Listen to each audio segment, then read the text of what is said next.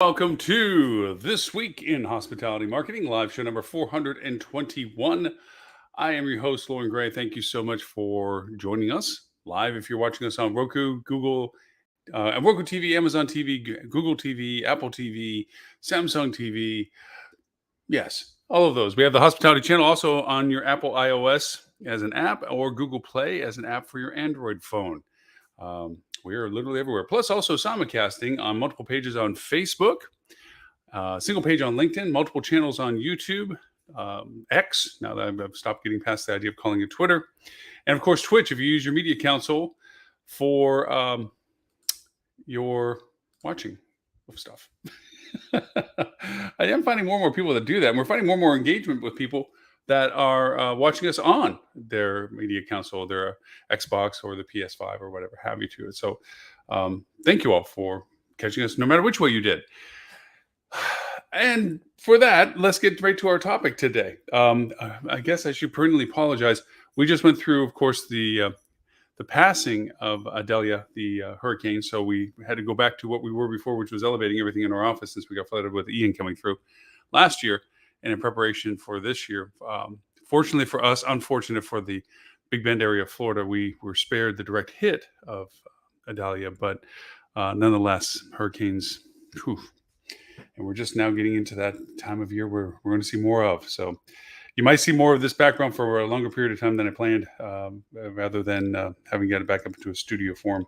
It might just have to remain kind of like this just as we go through this preparation process for anything that comes up weather-wise. So I digress. To our topic at hand today. Our subject today, since it is September 1st, is how to stress test your marketing budget. We haven't touched this topic. Well, we touched it in its format back when we had certain technologies, back in show number 297. That's how far back. And it's been something that's progressed in time every year with everybody that we work with, clients and what have you.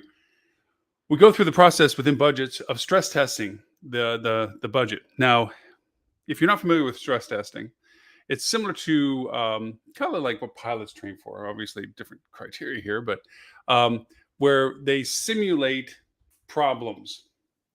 And in that problem simulations, you're tasked to create solutions. So it's not always clear skies, calm weather, flying level kind of mentality. Same too with us. For our businesses is what happens if. It's great that we're planning this, and we're planning on this growth, and we're planning on these repeat businesses, and we're planning on these channels, productions, and so forth. But wonder if. Now, the reason why back when we had the last conversation about stress testing, it was during COVID, during the lockdown of COVID, where we talked about, had you been doing this? Did you plan for the unplannable or the unanticipated, which then turns into anticipated, but neither here. And that's where the nascence of the conversation came. It's been a process for decades at different levels. The one I'd like to talk about today is about stress testing your marketing budget. As all of you in a level of position know, this is budget season. Last month, August, was a lot about accumulating data. We talked a lot about aggregating data, identifying data, accurately collecting data, platforms of usages of data. We went through a lot of conversations about that gathering process that usually happens in August, the definement of top line revenues, assessing how that's going to be incremented down, who's responsible for what, how should you collaborate. If you missed any of that, I think show number 417 through, which brought us back from July forward, pretty much hit on a lot of that what to do in August mentality and what can you do in August. We're now in the September phase of the program, which is now that you've done all of that and you have taken your data and you've put it together and you're now laying it all on big tables with stacks of stuff and whiteboards and sticky notes and whatever way you methodology of doing this. We're now at the part of assigning how it all works for what you have planned to have happen. And that's the planning part. That's the level flight, clear skies, no turbulence kind of planning. This is what we expect. This is our return business from sales, our group contribution. This is our events and holiday cycles, business seasonalities. These are markers that you have identified as why you're assigning the occupancy potential, the ADR potentials from your revenue management team to those things. You have a historical look at saying that this holiday produces this. This is what we hope for it to produce next year, kind of thing. You're at that phase. What you need to do while you're in this process, which will mitigate your finalization of your budget from being an optimistic, wishful one to a pragmatically adaptable one, is stress testing your marketing budget. What do I mean by stress testing a marketing budget? Marketing, in its context of just marketing, is related to its contribution factors. What is producing your revenue? If you can't tell, and I used to do this at conferences, still do actually, all the time, is I ask people to tell me what their direct channel contribution is, percentage wise. Of their overall business, what does their direct channel drive? Out of, I'd say 40 cities total, 40 different, because 33 of them were with Rocket, with HSMEI, and there was additional other ones, corporate ones, as well as national conference ones. Out of 40-ish times I've asked that question, I had two people actually give an answer that was relative to almost being right. A lot of times you don't know. Most people don't know what the direct channel contribution is. And if you say, wait a minute, I do, Lauren, I do. I would then ask, what is your definitions of what's included in direct channel? And that creates a fuzzy line, because some things are put into your direct channel that are not direct channel contributions. You've just, and most people do, assume them to be related to your direct channel because they drive business towards it. And for that reason, sometimes you throw too many things in the hopper of what direct channel contribution is or what contributes to it. For that reason, you have to look at, from stress testing your marketing budget, just your sources of business. I'm not here to define your direct channel, because there's arguments for many channels to be possibly included in that perspective of direct channel. I'm not here trying to draw hard lines to that. Everybody has opinions about what those channels might be. Some people put OTA in because it drives business on their online channel, and they think online channel is collectively all of theirs, as an example.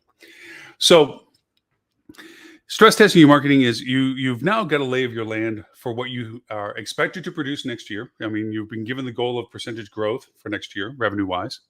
You've begun to assign from historical numbers what that ratio of contribution from your channels are. What are some channels we're talking about? We're talking about online paid campaigns, your website's organic value contribution, what it produces simply by the engagement of the website organically, your social paid contributions, your organic social contributions. Those are four key ones that you can put to your CRM email contributions.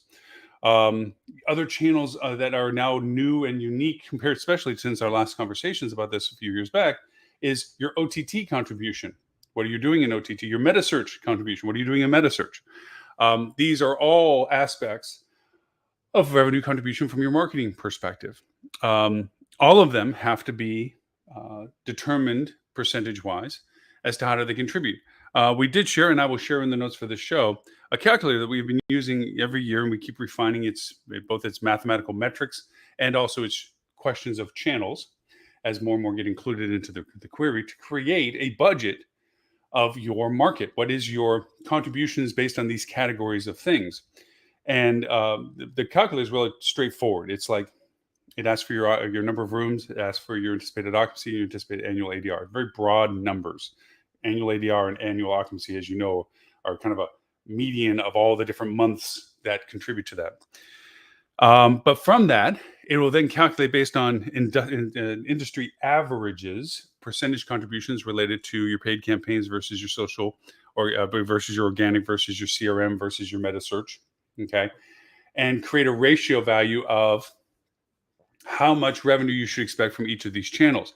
The calculator goes a little bit farther in asking you questions like, what is your conversion numbers associated with some of these channels, paid in particular, and what is your average cost per click? And from there, it'll actually estimate to you what your budget amount might be for that particular segment to produce the revenue numbers you're looking for based on your inventory availability and expected occupancies and ADRs. It's rough numbers. I would attest it to being just one step above napkin math, but it gives you benchmarks, reference points, not even benchmarks, reference points as to where you can begin to determine the relevance of the percentage contribution, the amount of money being spent for that channel, and then, and this goes more towards the end of this month, the modifications of those numbers to produce the numbers you need. How does this all relate to stress testing? Stress testing is the removal of some of these items or the reduction of some of their value proposition to see how you would compensate for their loss or reduction. Again, going back to the pilot training analogy, they're in a simulator and you say, okay, cause engine 2 to overheat. What do? And they have to adjust the plane to continue to fly, of losing that engine or to scaling it back or whatever they have to do. They have to make the other engine work to adjust for it. That's what we're talking about on stress testing your marketing budget. So you're at the stage now where you know your revenue goals, we said. You know how that applies to your historical channels. Like, okay, we did paid campaigns last year. What did we do? Well, we spent this and made this. Well, the amount of money that was spent versus the amount of money you made, you have a ratio to that. It's famously the ROI ratio, right? What's that revenue number look compared to our goal this year? Well, we're supposed to go up 7% this year, 5% or 10%, or whatever the number is that the top line ownership has delegated down. How are we going to hit growth with that channel contribution? Is this channel able to be expanded? Is there opportunities to spend more and get more? Was there unrealized revenue? And the hardest calculation to teach people is the unrecognized revenue, the unrealized revenue. If you had done this is the revenue potential you had. A lot of times I see projects either cut short or downscaled without the full potential of what they were intended to do.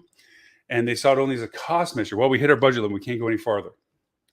Yes, but by stopping, you've lost all this unrealized revenue that you could have had on the demand that the market was showing. A best example I can give you of this is I hear of other agencies or other organizations for themselves talking about massive ROI ratios. We're getting 80 to 1 ratio on metasearch.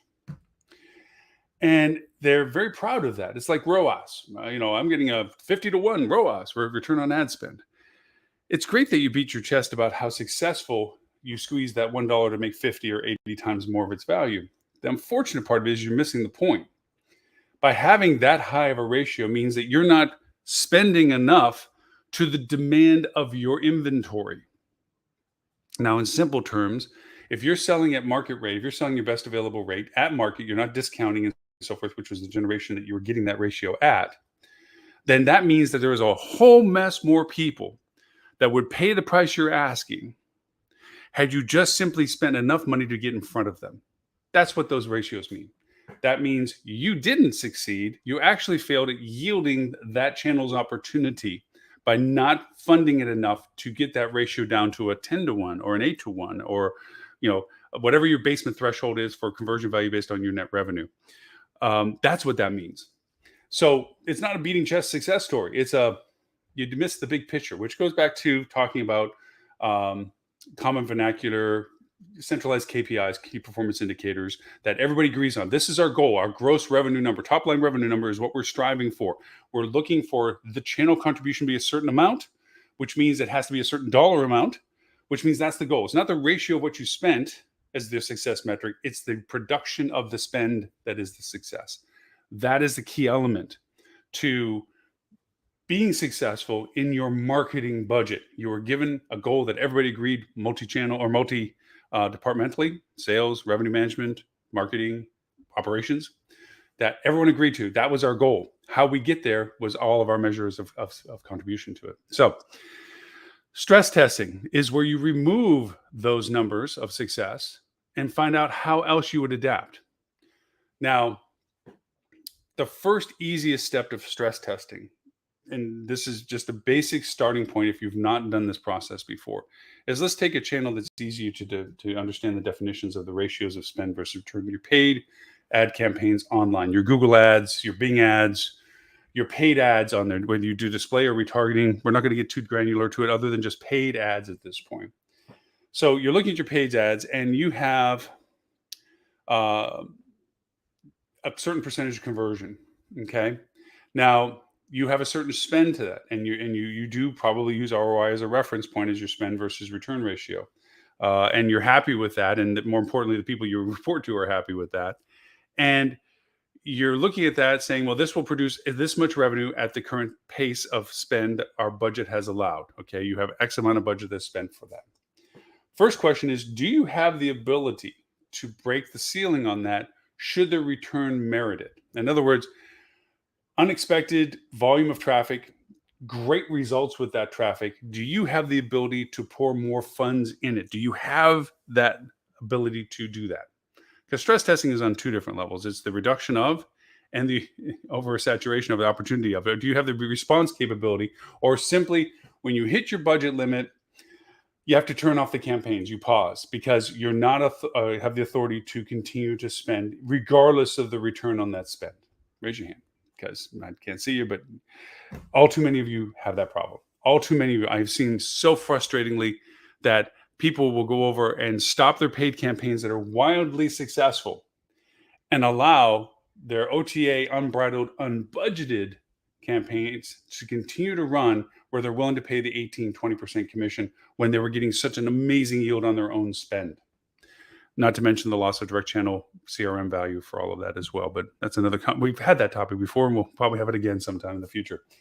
So you have this channel. You first need to decide, can I spend if the ratio is correct? Do I have that green light? Or by the time I get the permissions up the food chain to get an answer that says it's okay, my opportunity window has closed. What is that? That's the first stress test of your marketing budget is, do I have the ability to modify my budget, good or bad? Okay. You don't need permission to not spend as much money. You do need permission to spend more money. But then to define the threshold. What is the threshold that I know I will be allowed to spend more money without going through a multi-approval process?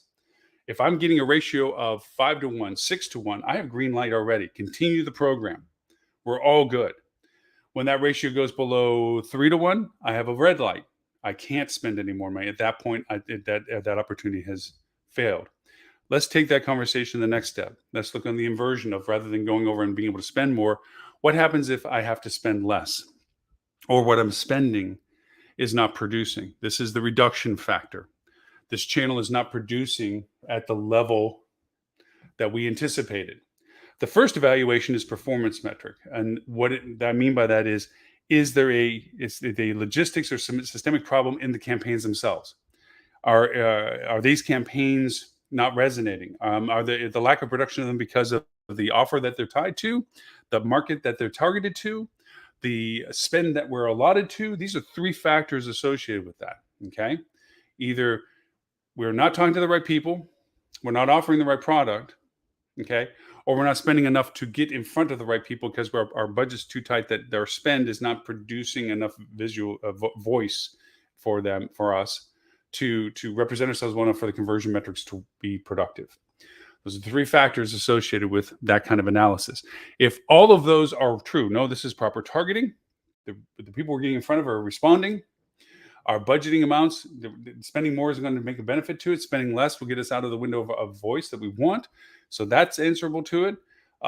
It just, the demand has changed from what we thought. We're talking to the people that are still interested for why we're marketing to them, but the demand metric that we anticipated, we expected X volume of people for the campaign compared to like we had last year. We had 10,000 people that saw our ad.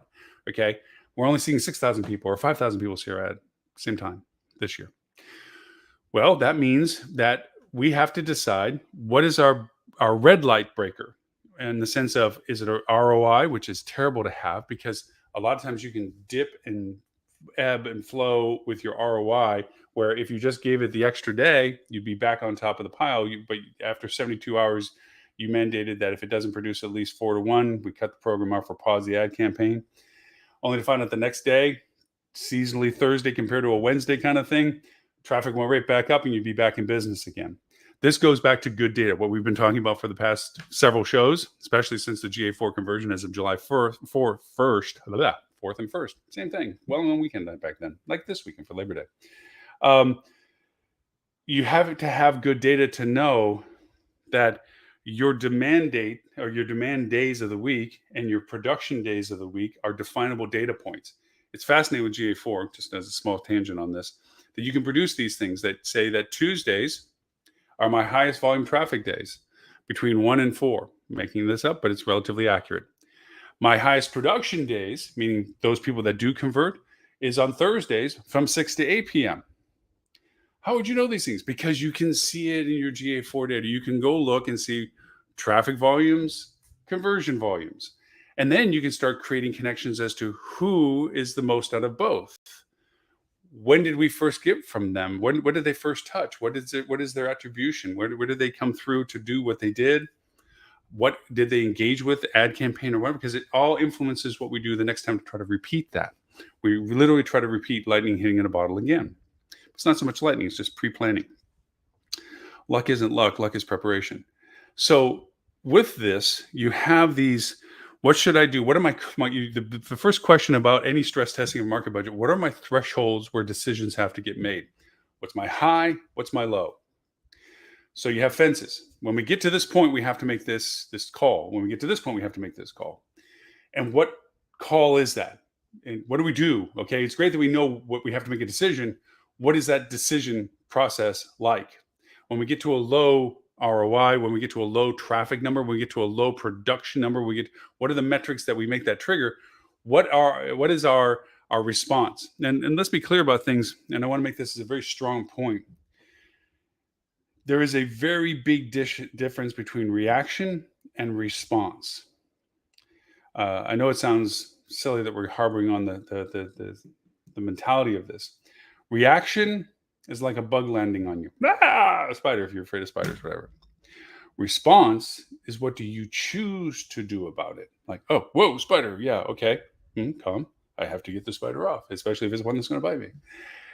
The difference of reaction and response is critical to your ability to understand how to stress test your marketing budget, any budget really, and for a lot more than that. But the idea is that responding to this is because you planned at least a framework around it. You can't what if everything. You'll what if yourself to death trying to figure out how to respond to every variable. You have to instead categorize how you respond based on the categorization of what's happening. Lower production of a media channel, higher production of a media channel, lower production of a CRM channel, higher production of CRM. It's categorization, not that your CRM had a false send or a bad link or whatever that particular logistics issue was. It's just the fact that we did not produce. What do we do about it? We overproduce, or we're overproducing. What do we do about it? Those parameters and your response to them is critical to the success of adaptability for your marketing budget. So taking still the paid campaign program. So we've created an upper threshold. You've been given blessings that as long as you ride at 5-to-1, you can continue funding the programs that are producing at that level. That's awesome. If it gets below 3-to-1, you have to pause with the caveat of how long does it run to 3-to-1? Does it just dip to 3-to-1 and you have to immediately stop it? Or does it have to run for 48, 72, 120 hours, a full week cycle? And that decision has to come with what we just discussed, is looking at your data to say, what are the metrics that would influence that decision? Well, it started going 3-to-1 on Friday, but Tuesday's our best volume. So even though 72 hours would be a Monday cutoff, we're going to run through Tuesday to make sure that it's not just volume of traffic, because we'll have our best volume of traffic in Tuesday. Historically, we've had it. And currently we have it, so let's let Tuesday run through. If we're still not producing beyond our bottom threshold of 3-to-1, we know it's not a traffic issue. So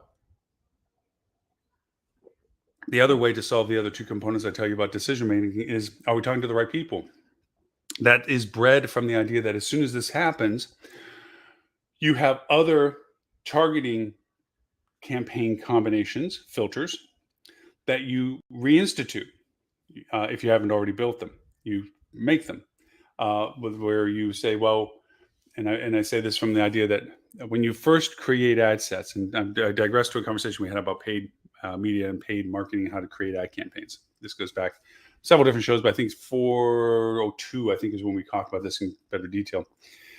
When you create ad campaigns, you create a diversity of ad campaigns. You create the concept, the content and the topics are correct and accurate and pretty consistent. Very little dynamic changing to them. They're pretty much a baseline. It's multivariate testing is what this is. You want to keep the variations down so you can isolate the variances when you see production. But the targeting component of what you do with targeting is, okay, we're going to do this geo-targeting, this demographic targeting. We're going to do this demographic targeting without the geo-targeting. We're going to do this geo-targeting without the demographic targeting. Those are three simplistic variations of two variables. Multi-variables in each one, actually, but leave it at that. So that when they launch, you see how each are producing. because Google will allow for the allowance of them to be placed and see how they're responding. Google begins to find granular finite who they show which ads to. The ads that aren't producing at your initial threshold requirement get cut off. You don't throw them away. You just park them on a shelf. Like, well, we worked that campaign for this reason. It didn't work, but we're not throwing away the campaign bill. We're just pausing the campaign. It's there. We're just not going to use it. And we're running with the most optimized campaign. When we get back to these low performance issues that are related to the possibility of the variable being these targetings that we're doing for this, you go back to that shelf that you have these ones on and say, maybe there's other variations that now might be more beneficial, because no ad campaign is necessarily bad. It just might be badly timed. So you need to be able to go and say, well, this ad, we made it for what we thought was a good reason. It didn't produce at the levels we wanted to for the reason we built it, but maybe it is applicable now because we're not seeing the production off of the one that we thought we were going to be seeing. So let's try that as a variation to our campaign set. So you begin to replug in these variable campaigns, these different campaigns, to see if it's an issue with how you target it. That's your other variation that you're trying to identify. You identified whether or not you are spending the right amount or letting it run the right amount, okay? And we went through that one. Now the second one is, are we targeting the right amount? And we're going to test that with the other variables that we had already pre-built. The third is whether we're spending enough. And that goes from proper research as well by your comp set analysis. Is others stealing your market share? As others produce, are they simply getting in front of you in line because they're willing to spend more and aggressively per click to get in front of what you're doing for what you budgeted for? Like if you're spending $1.50 a click and it had been productive up to this point, but you're seeing that your volume of engagement, your actual ability to be in front of people is going down where you're located as to how you're showing up, how frequently showing up, and where you show up at, then look at your comp set and see, are they replacing or displacing you? If that's the case, then you might be not spending enough money, that the market has gotten more competitive than you had anticipated from the time that you first announced, from last year's numbers or what you thought was this year's, that it's a higher demand, meaning higher cost, because Google will charge people more and people are more willing to spend, and you've been pushed down in the rankings. And how often you show up, your percentage voice is down, your traffic you're being put in front of people are down. So your first analysis is to look at who is stealing your traffic. How? Are they spending more per click? Are they spending more budget money? Because those are the two levers and buttons that you have when it comes to budgets. And see if you're just being outspent. Now, this is where you get into a condition of whether it's worth it to do that, okay, depending upon who you're competing with, okay, where it's like, well, OTA has very deep pockets, Hotels.com, Expedia.com, and they are dominating the market with their saturation of market spend. They do it all the time. This is where a decision comes in. You can try to fight it and say, well, we're just going to spend more money to show up for ourselves. And you bleed a lot more budget with very little return on value. There's a law of diminished demand that, yes, you can spend more money and force yourself in there, but the money you spend is far in excess or intolerably related to the amount of money you're actually generating from it, diminished value. So this is where you can look at, and this is part of your stress testing strategy. If in fact this is the case, that you're being outspent by your competitors, and your competitors that are outspending you are the ones with the deeper pockets, your own CVB, your own TDC, the OTA programs, okay, that you cannot financially compete with them, then the solution you've already preconceived is not to go over and just spend harder or give up, but to ride their coattails, to say, you know what, we're going to go over and spend for ad placement. We're going to do travel ads. We're not going to be able to beat them in market for people interested in our market. We're just not going to be able to hold our space because it's going to be too expensive. But what we can do is actually do travel ads. And this is where math ratios come in. How much are we going to spend on travel ads? How much do we have to pay in commissions in addition to what's produced from those travel ads? Add that all together. And what does that dollar amount mean for what we're looking to gain from that channel? How much money do we want to gain from that channel, revenue-wise, top-line revenue? And how much does that cost us? That number is a calculable number. And you take that compared to what you have looked at from your market competition of how much you would have to spend to regain your percentage of traffic voice, and you balance them, saying, well, which one's which? Now, we've talked about this before, There's some great tools out there. We talk about on the podcast all the time. We just reviewed this one last week, and that was Geru, Geru. This is one of those ones where you can create a workflow where you literally say, this is our campaign spend, this is our campaign production, this is our campaign ratios, this is what we do, this is what we're generating, and it will give you a revenue number. You can actually play with a platform like that to calculate how much it would cost variance one, variance two. You can create two different workflows. If we did it our way, if we did it right in the coattails, how do they balance out? How much would we make versus how much we would cost? That way you're making a smart decision before you spend the first dollar towards that. This is stress testing your market budget. It's defining the conditions of what ifs in categorical ways to then determine what you would go through as a process of correcting for the issues that were created. Losing an engine, what do we do? As a pilot. This goes to every channel you're doing.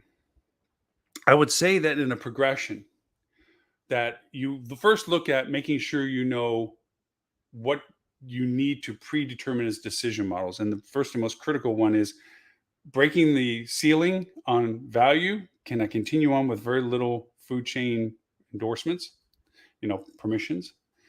And what is my basement where I have to make determined decisions for termination or pausing?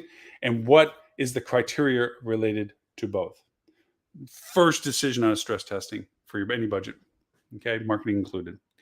The second is a very large perspective of simple channel reduction or removal. If this channel is lower in its production than we have anticipation budgeted for, okay, production wise, where else do we compensate for that loss? How do we evaluate that channel's reduction or removal? What is our criteria? Is it based on the basic simple three that we did? Are we not spending enough? Are we not targeting the correct people? Okay. It's the process of determining what that channel's problem is just as important as determining what to do about correcting for that problem. So that is your workflow process. Okay. Definitions of parameters, criteria for those parameters, definition associated with the channel, gross channel variances of reduction or its total loss. Then you create, what do you do about those variances? Okay, it's one thing to say a channel goes dead, which is not ever really truly to a point happening, but it can happen, that a channel just zero productions. It's usually a threshold of variance of its loss, its reduction of contribution. And you have to determine at what stages of which variances you respond. In other words, if it's just a dip in your paid campaigns, going back to that example, if it's just a dip in your paid campaigns and it's a fluctuation and you can make the adjustments of whether redefining your targets by introducing ad campaign sets that create variances that you can A/B test from, whether it's looking at your comp set and determining what monies are being spent from and how you would adjust for that in compensation, whether to join them or to try to compete with them and to create that math to determine those variances to it. And then of course the third, and sorry, I keep not referring to it because it's one of the more simple first ones. Are we offering the right thing? Is our content correct? Is it the rate correct? Are we in rate parity against everybody else? Is somebody undercutting us and selling out from underneath of us? Are we overpriced, underpriced, mid-price? Where are we? What product that we're offering is a condition. That's the third I keep not referring to because it's really one of the first ones you look at. It's like, are we missing the mark with what we're saying? Are we tone deaf in our messaging? Are we ignorant to what we're asking for? If everybody's asking for a 150 rate and we're up there at 300, do we warrant that price? That's a first evaluation process, obviously. And I'm sorry I keep ignoring that as the third step, but just somebody text me like, what's the third one? Yeah, sorry. I mentioned it early on and didn't mention it through the whole process. So that's the three components to it. So you have to look at what your DEFCON status. There we go. We'll go for another analogy today. Your DEFCON status. What's your first response when it goes to a certain level? If it's only a 10%, 15% reduction in production, what do you first look at? And you might be looking at, performance metrics. Why did it go down? And is it something that we can immediately adjust for by spending more or changing campaigns or changing messaging or whatever? What happens if it goes down 30%? What is the more serious DEFCON 4 reactions? Going backwards, aren't I? DEFCON 1 is the peaceful one. DEFCON 5 is that bad one. Yeah, so DEFCON 2 is 30%. Sorry, DEFCON 1 is 10%. Thereabout. DEFCON 2 is about 30%. DEFCON 3 is where half of it's gone. Oh, wow. This is a very serious problem. What is this, a temporary thing? Is it a long-term thing? Maybe there's something related to your destination. Maybe there's a natural disaster or like a hurricane or something like this. And we know that this is situationally just the problem. It's not necessarily systemic to a demand cycle. Of course, then you have to look at the long-term impact of that, like we did down here in Southwest Florida with Ian and its residual impact on tourism. And then DEFCON 4 would be where the channel is almost gone. It's not producing anywhere near, like 75%, 80% of it is just not working. And of course, DEFCON 5 would be the fact that the entire channel is unproductive. There, we made DEFCON channels for DEFCON levels for channels.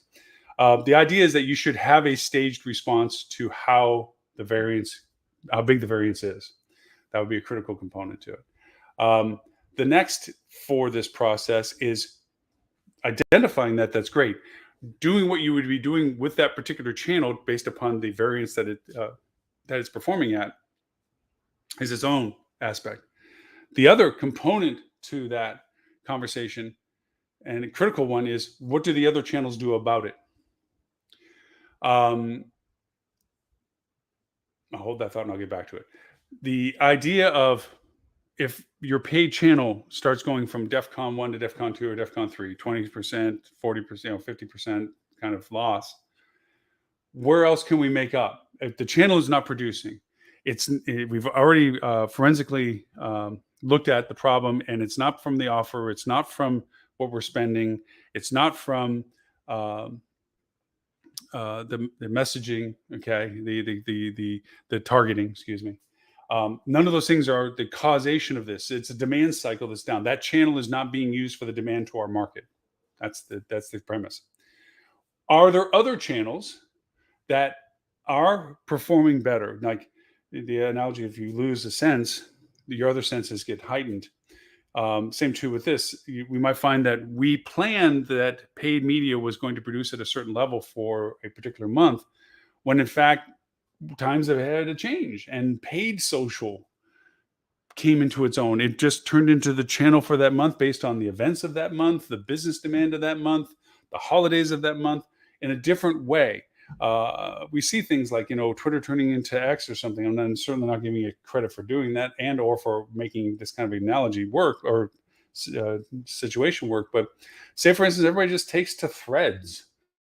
And all of a sudden, Threads turns into this amazing channel that people are using to stay at your hotel. Unanticipated, in the sense that it was like, it's a production channel, but it's not a targeted channel. Wow, what are we going to do about that? That's where our paid business might be shifting from. Like, they're stopping doing this and they're going over to do that. It's a very weird analogy because it never will happen, but never say never. You have to have flexibility of what other channels can compensate for the loss of the channel that you're experiencing. How does your CRM do? Is your email campaign able to absorb some of the demand for your revenue growth, or maintaining your revenue expectations and forecasts and budget? If your paid is falling short, or your paid social, can it help? Can your organic website help? Can your organic social help? Can your OTT compensate? You begin to look at your other resources. So other than just looking at the channel and what you can do in the channel to assess its reduction or variance of reduction of contribution, you also look at your other channels and see if there's a way to optimize them to compensate for it not working. In other words, can I push the throttle up on the other engine, going back to the pilot analogy, to compensate for my engine over on the other side not working as well? So that's your next stage with your stress testing of your marketing budget, is the assessment of your other channel contribution variables and how they can improve or compensate for the loss of another channel. The other, which is the really dark box to all of this, is the tragedy sequences or the unexpected things that happen, such as COVID's lockdown, COVID, wildfires, hurricanes, the increasing frequency of these very large and dramatically bad events that are happening, and even bad media, gun violence, and the stupidity of that, the tragedy of it, really, the stupidity of allowing it, really. Not getting political, but anyways, is all things that have to be thought of now.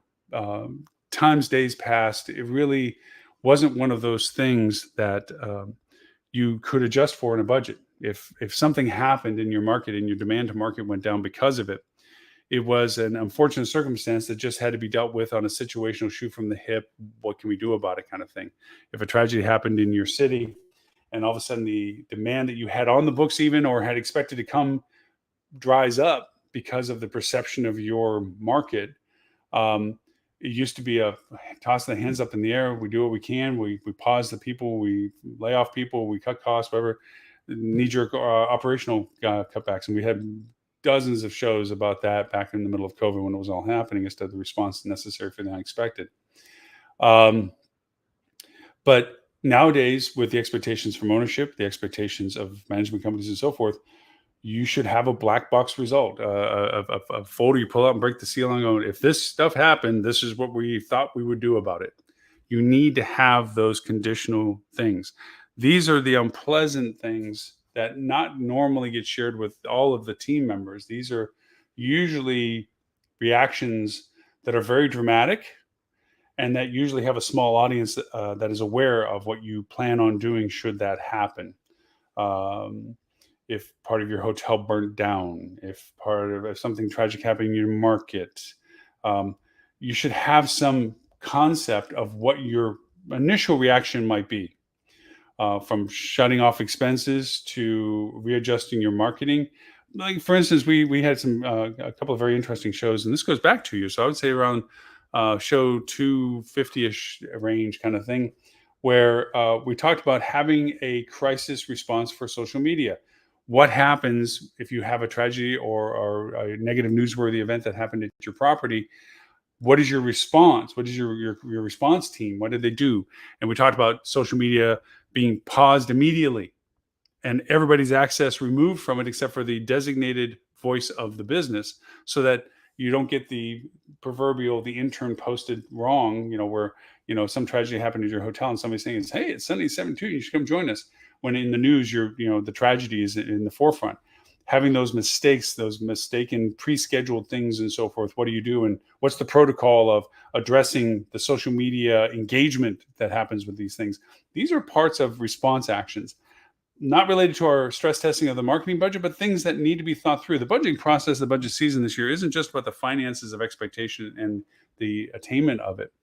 A lot of it has to do with the pre-planning of what now, given the events that happened this year, do we need to plan for next year, or things that we need to add into our pre-planning for next year should these incidences happen again or worse.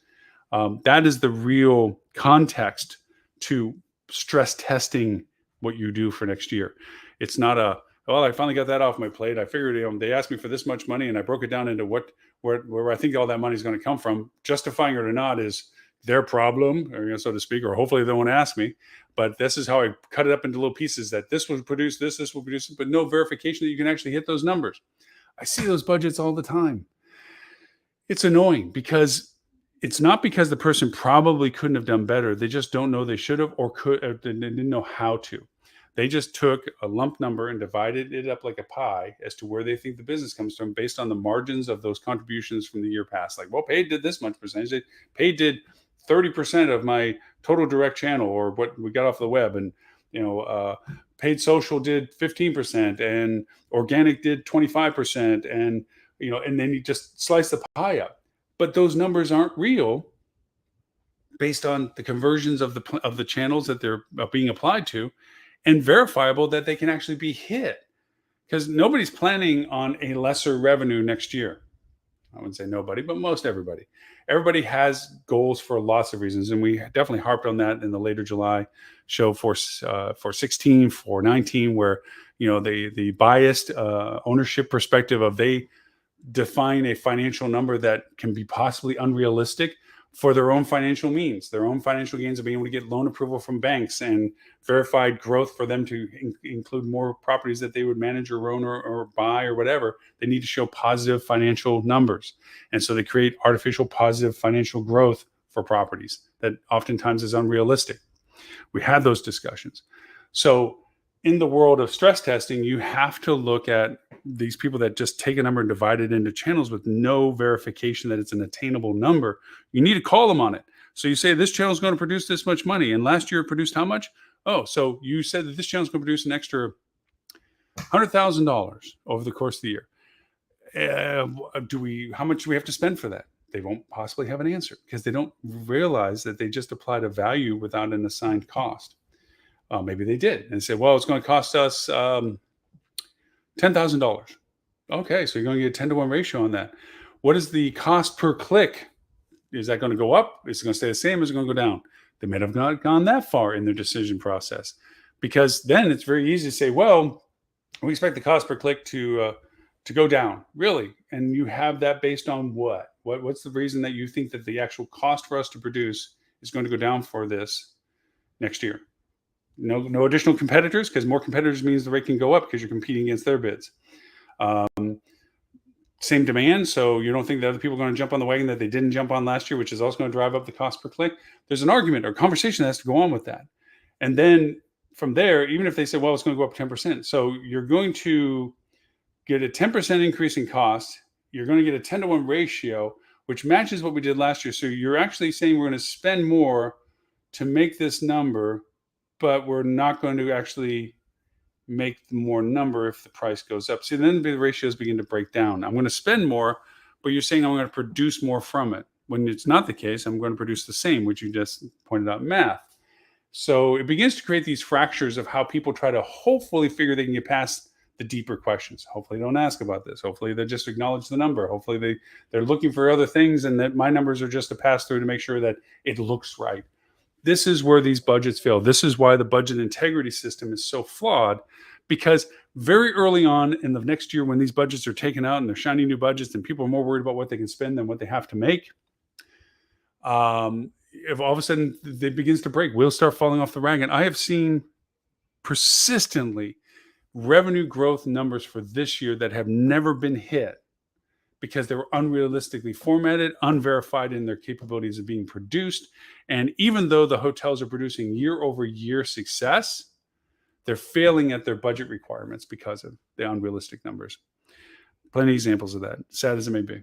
So axe to grind, but not necessarily an unworthy one, considering that this is where the stress test comes from. Because here's the opportunity that people are creating budgets for now, maybe haven't been given unrealistic numbers, is that you can prove what you can produce. The calculator that we've used year to year, and we keep improving, and you have access to, should you ever, and a lot of people have already used it. Thank you. Is the ability to show why you believe you're producing the numbers you're providing, why you will not be able to produce the numbers that's been being asked based on the budgets that you've been allowed, and putting that in front of people, creating the breadcrumb, the paper trail, not because you get to say, I told you so 3 months, 6 months into next year, but because it adds bullets to the gun for your conversation next year. I told you guys last year this was going to happen. You ignored it. I have the proof to show that I showed it to you, that you acknowledged it. You deferred it to be not relevant. And now here we are this year, validating more of what I said than what you wanted. And now we're going to the budget season again this year. And I'm going to have the same argument this year that I had last year. And you can't keep beating me up, and worse yet, not providing the success to my team that never can hit the goal that gives them the success that you've promised them, budgets and bonuses.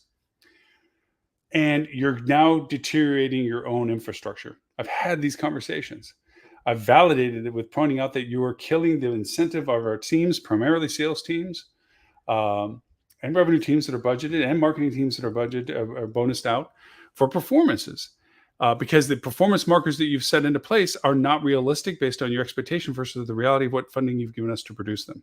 And although sometimes exceptional performances can occur, and that's what we're wanting to do, they can't be maintained, which is the problem of the lacking of the bonuses. These are conversations that are going to happen, if not already happening for you now, will be happening in the weeks to come if you're in those roles. Directors of sales, directors of marketing, corporate entities related to the same departments, revenue management included, so forth and so on. So I believe I have beaten on that for a while. Let's get back to the idea of the stress testing of your marketing budget. We've went through the protocol of the progression of how to stress test. The variances after what we've led you to are yours and yours to discover, because you will see by doing the simple first initial steps of parameters, channels, reductions, categorizations of responses, variation responses, other channels, contributions to compensate, will bring you to points where you begin to see your own next steps. If you just go through the 3-4 steps that we've talked about in progression, it'll open up the door to lots of other things that you can look at. I would caution you not to get into the granular what if scenarios. Those are the bane of all things because they're time consuming. And situationally, the more you finite exactly what you do for an exact issue, unless it's a grand issue, okay, is wasted time, because that situation will, even if it almost goes down to exact similarity, isn't exactly the same. And it will have other modifiers that you just couldn't plan for because it just fractures like a pane glass, impact glass, when you hit it.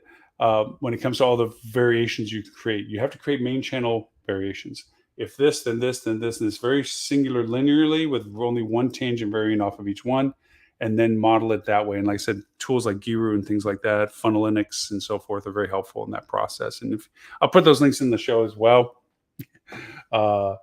To make sure you have those as resources in your thought process. Hopefully you're already doing this. If you are, you're some of the rare few that I have come across that have. More often than not, nobody does. They look at it as a scapegoat system. I gave you what you wanted. It didn't work out the way you planned. Not my fault. I gave you, like I said, what you asked for. The fact that these other things didn't happen were out of my control. I'll do my best, but it wasn't my problem. It wasn't my issue. No, it is everyone's responsibility to wave their hand and say, hey guys, are you thinking about this? We did, and it doesn't look good. Hey guys, what happens if this happens? Have you thought of it? We did. It doesn't look good. Or this is what we plan on doing. Be that person. Be that person that stands up and points that out.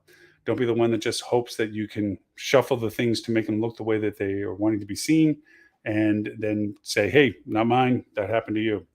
Don't do that. That's not good teamwork on any category. So with that, thank you for letting me go on and continue about the discussion as to stress testing your marketing budget. We will, of course, on today's podcast, audio podcast, discuss tools. Giru being, again, one of them. I know we talked about it last week. We're going to put it in different context with other tools, kind of like a comparison tool. Like, hey, we talked about Giru last week. Now we have other tools we want to talk about in comparison to what Giru is. So we're going to talk a little bit about how to create these stress testing environments.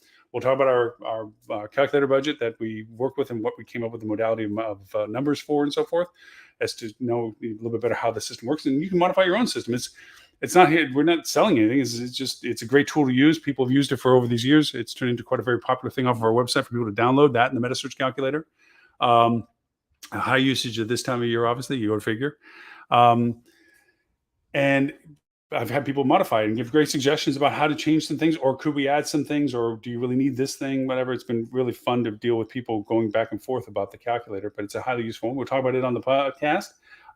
One thing that we just started this a few weeks back, and it's gotten to get some really good legs to it.